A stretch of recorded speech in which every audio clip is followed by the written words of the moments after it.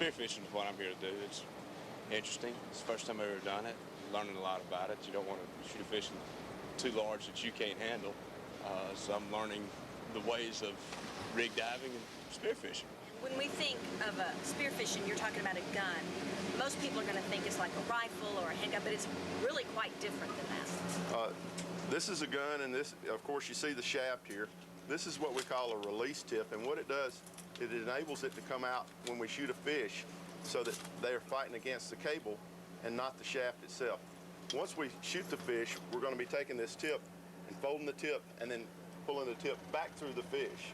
The shaft's going to be releasing, and you see these links of cable here, and so it's going to go out. It's going to go out 3 or 4 times the length of the gun. This gun has a range of like 25 feet. Okay.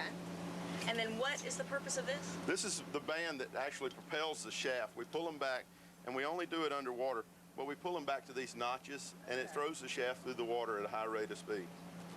Well, you get a big adrenaline rush when you go down and you're looking for the fish, hunting fish, just like you would deer or quail or any other animal.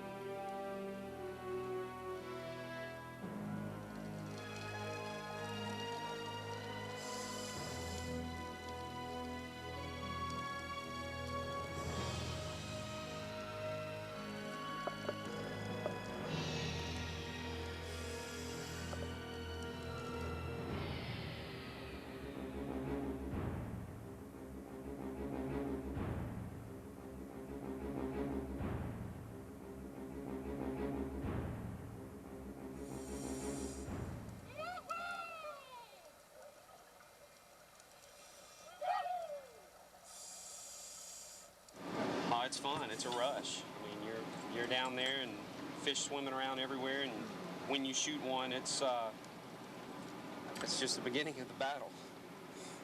They usually don't die when you first shoot them, and you have to fight them, and they can drag you up, down, and every which way they want to go.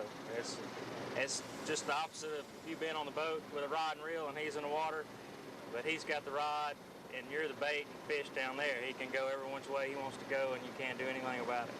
You can get wrapped up. He can come back and knock your mask off, regulator out, weight belt. You can lose your gun. That's the best thing to do. When that happens, just let go of it.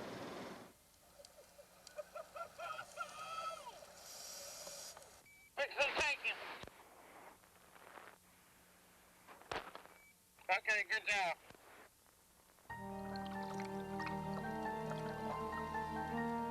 It's not only just the spearfishing, it's seeing all of this stuff. It's just, you know, being able to be underwater and being able to see it is just phenomenal. It's almost like you're flying underwater. And it's just great.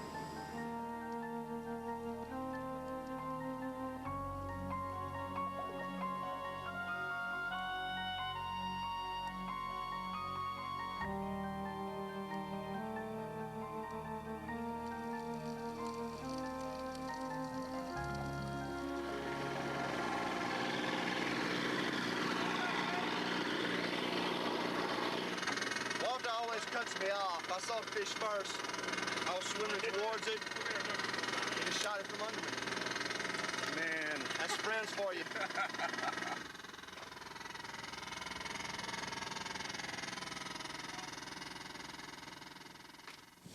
Look like you got dinner, man.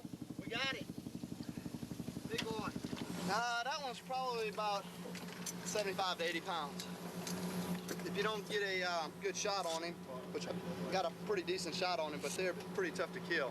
So I kind of roped him to the rig and let him wear himself out. What you got there? Lemonfish, ling, cobia, all the same. I've been spearfishing for about 15 years now, and shot a lot of little stuff when I first started out. Kind of graduated up to some of the bigger stuff. I think the biggest one, biggest amberjack I shot was over 100 pounds. And today we've got some nice grouper. I've shot a lemonfish earlier. We've got several scamp and several red snapper. Grouper, scamp, snapper, amberjack, lemonfish. Those are our most desirable species.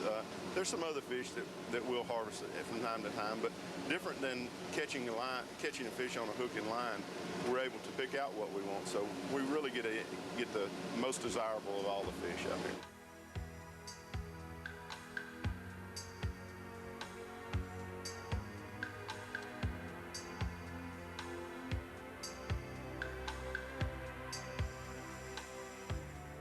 I wish more women would do it, and they realize that it's not that big macho thing. That there's women that spearfish, and it's exciting.